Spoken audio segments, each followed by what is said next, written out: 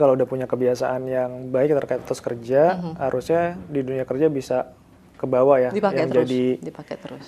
udah tersimpan di dalam muscle memory tadi ya. Tadi. Jadi kayaknya nggak enak gitu. Iya.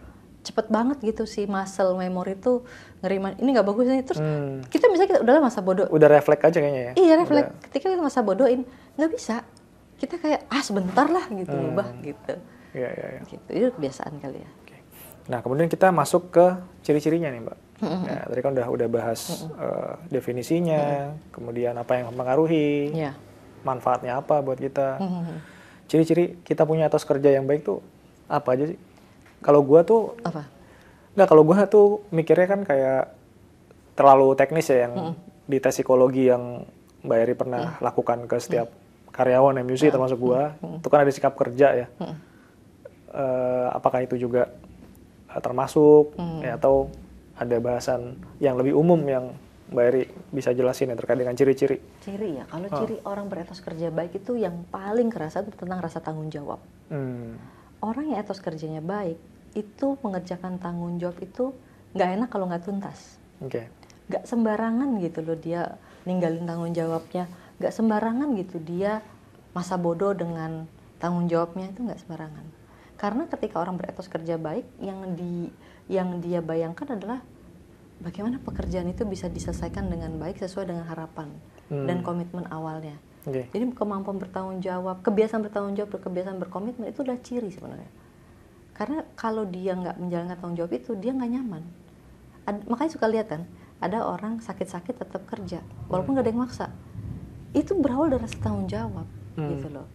Tapi dari sisi lain juga kita bisa melihat ada orang beretos kerja kurang baik ketika kayak misalnya di saat kondisi lagi deadline, dia bisa dengan entengnya gitu untuk udahlah lagi nggak bisa nih ngerjain aja gitu, tanpa ada rasa beban. Itu ciri emang dia belum punya etos kerja yang baik. Orang yang etos kerjanya baik itu nggak bisa tidur, nggak tenang kalau tanggung jawabnya tidak dia submit, tidak dia selesaikan. Atau misalnya dia punya standar ya, tanggung jawab itu diselesaikan dengan standar tertentu. Terus suatu ketika karena keadaan yang nggak memungkinkan, tanggung jawabnya diselesaikan seadanya. Itu kepikiran itu. Asli banget. Karena itu tadi dia sudah terbiasa punya etos kerja yang tanggung jawab itu harus diselesaikan dengan bagus. Itu begitu. Tadi Mbak Eri juga sampaikan diselesaikan sesuai dengan harapan atau seharusnya. Betul. Berarti seharusnya. kan mungkin ada guidance, guideline atau SOP gitu ya. Betul. Tapi kalau misalkan itu, apakah komitmen itu cukup dinilai ketika dikerjakan sesuai dengan SOP seharusnya atau SOP yang ada? Apakah itu cukup dibilang komitmen? Ya nggak juga. Contoh misalnya gini ya. Misalnya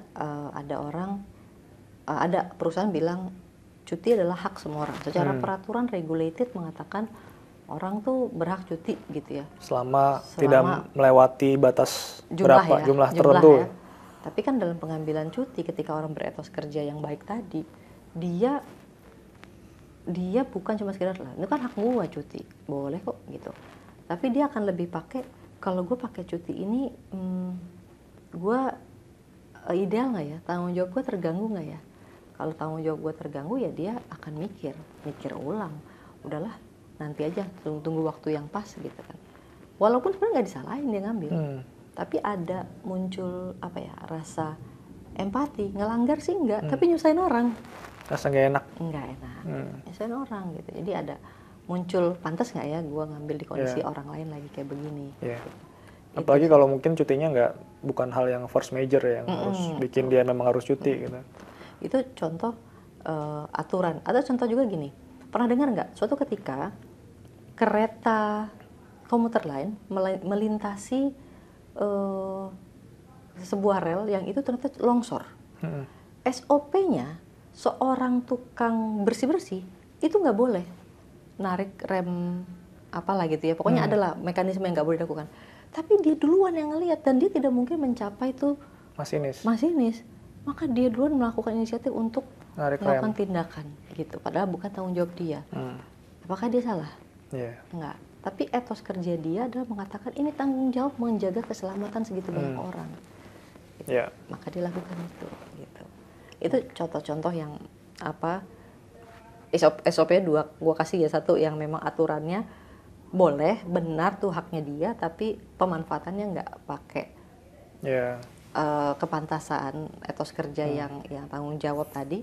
Satunya lagi adalah SOP yang menyatakan nggak boleh, tetapi ketika harus dia dilakukan. Nah, itu kan contoh. Jadi itu muncul lagi tuh lebih kepada inisiatif ya, dan apa ya, nalar empati atau apa ya? Gitu. Ya. Berarti tadi ya, di situ perlu ada empati ya Mbak terhadap konteks yang kita bahas terkait dengan komitmen, apakah mencederai kebutuhan orang lain juga. Betul. Gitu. Jadi nggak cukup cuma ini nggak melanggar kok, tapi lihat konteks yang lebih besar ya. Oke. Nah kemudian ciri lainnya. Berarti, nah apalagi ciri lain Mbak terkait dengan etos? Iya. Kita bisa dibilang punya ciri-ciri orang punya etos kerja punya etos kerja yang baik. Orang punya etos kerja yang baik itu paling kelihatan tuh produktif. Produktivitasnya tuh tinggi gitu. Produktivitas tinggi itu maksudnya gini. Dia tuh mengupayakan yang terbaik untuk menghasilkan yang terbaik. Jadi dengan sumber daya yang dimiliki, dia lakukan usaha yang terbaik supaya dapat hasil yang terbaik gitu. Produktif dia. Gitu dia nggak kerja asal-asalan, terus kerja juga efektif. Ini harus dikerjakan gitu. Bukan berarti dihitung-hitungan gitu. Tetapi dia tahu harus mengerjakan sesuatu dengan benar, memanfaatkan sumber daya yang ada supaya hasilnya itu maksimal. Gitu. Nah bedanya efektif sama perhitungan tuh gimana? Perhitungan tuh kan cenderungnya lebih kepada nguntungin dirinya sendiri ya. Gue dapetnya apa nih? Yang enak buat gue nih gitu. Tapi kalau orang efektif, dia memberi yang terbaik dan mungkin bukan mengutamakan dirinya, tetapi untuk hasil terbaik. Bahkan mungkin karena untuk mendapatkan efektivitas tuh ya dia harus banyak effort, misalnya berkorban lebih misalnya gitu. Ya tapi ya tadi hasilnya tuh yang terbaik gitu. Buat banyak pihak gitu. Dia nggak mempertanyakan gue untungnya apa nih, gue manfaatnya apa nih gitu. Dia bekerja cerdas, mungkin harus lebih muter otak gitu ya, tapi untuk hasil terbaik gitu. Dan dengan tidak merugikan banyak ya, itu gitu. Bukan merugikan diri dia sendiri, tapi merugikan kepentingan umum. Ya, berarti gitu. Memberi extra effort tuh nggak cuma terpaku pada instruksi yang diberikan superordinat ya? Nggak begitu.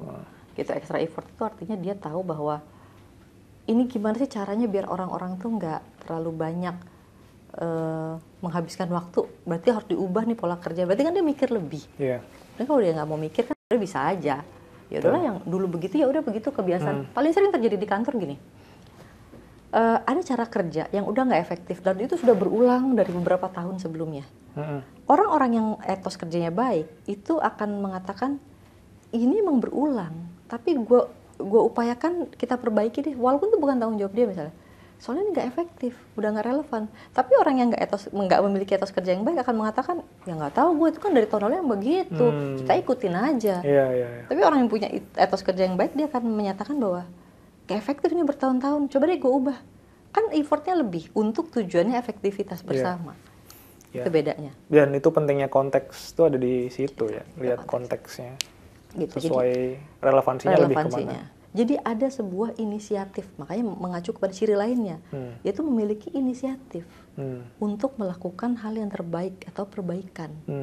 Gitu. Jangan, tadi dari tahun ke tahun ya kayak gitu emang, terus nggak mau dilakukan perubahan, nggak ada inisiatif. Nah itu ciri orang beretos kerja baik adalah selain dia efektif tadi, tujuan buat efektif, dia juga punya inisiatif melakukan sesuatu karena memang ngerasa kalau nggak diubah ini malah jatuhnya nggak efektif. Gitu. Orang-orang yang etosnya kerjanya baik itu memang selalu ingin mengupayakan gitu loh, mengajukan diri, ini bisa nggak saya giniin, ini ada improvement lah ya. Improvement gitu, walaupun tanpa disuruh gitu. Tapi kan nggak ujuk-ujuk main ubah aja kan Mbak? Ya harusnya enggak lah. Ada namanya etika ya. Kita kan bekerja di dalam kelompok gitu ya.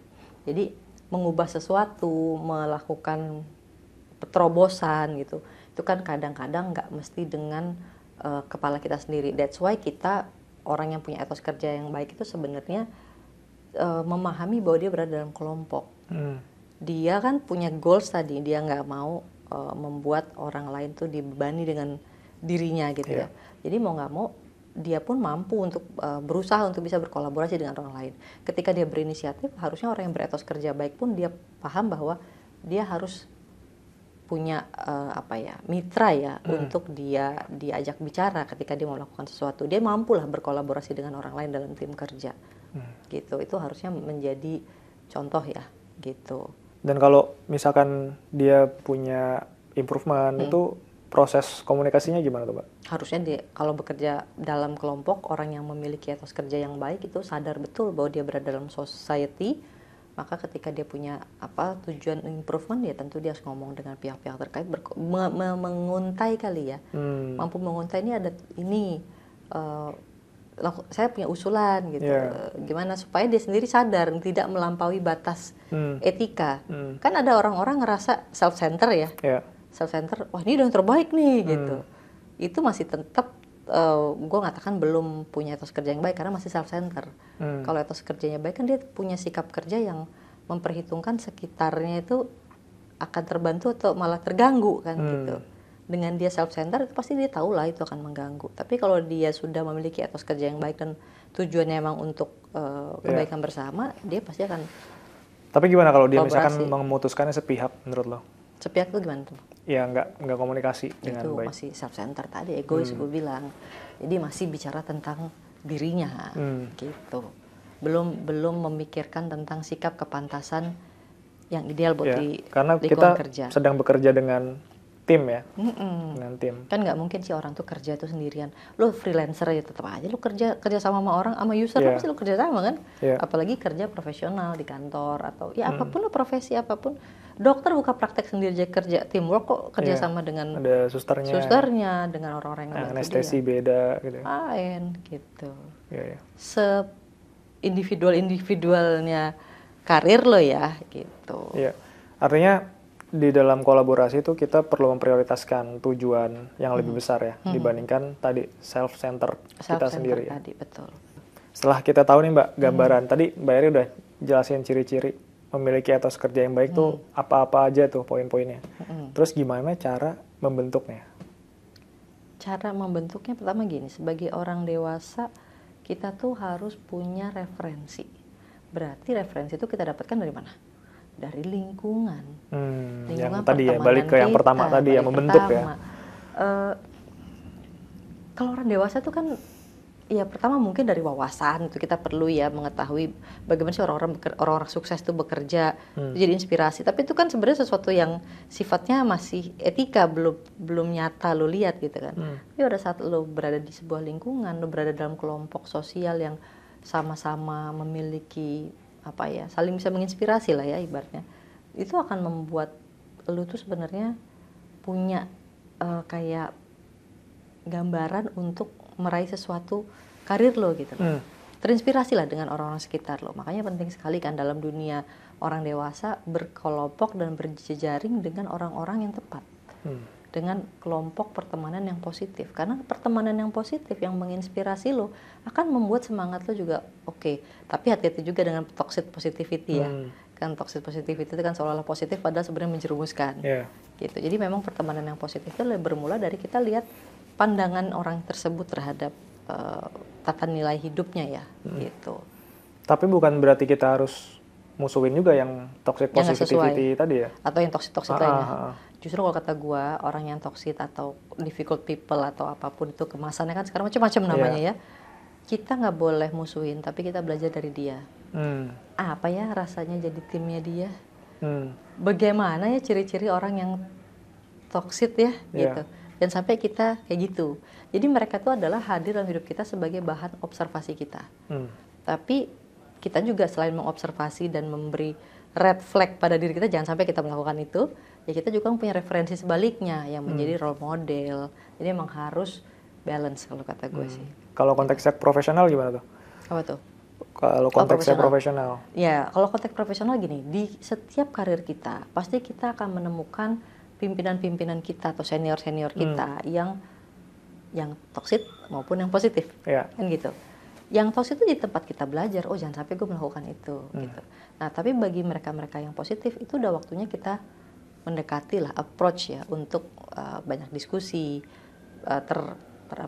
terinfluence gitu untuk mengikuti jejak keberhasilannya.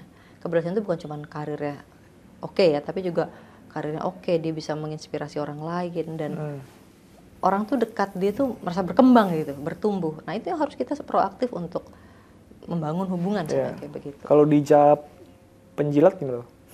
Kan kalau penjilat itu kecenderungan negatif ya. Penjilat itu kan sebenarnya membuat hal yang tidak ada seolah ada gitu kan. Itu kan sebenarnya karakteristik bohong juga ya. Sebenarnya dia variannya kan varian berbohong, melebih-lebihkan, hiperbola gitu. Ya konteks penjilat sih menurut gua apa ya? Kita bisa dirasakan lah intinya. Bisa dirasakan. Bisa dirasakan bedanya ya. Bedanya, genuinity-nya itu kan bisa terlihat. Ya jangan kita dekat dengan orang atau terinspirasi. Jangan kita terinspirasi sama orang yang cuma jago bersilat lidah tapi dia tidak bisa beraction seperti yang diomongin gitu loh. Itu kan sesimpel itu, kita ngelihat orang ini bener apa enggak kan dari omongan sama tindakan kan. Orang dewasa kan kayak gitu ya.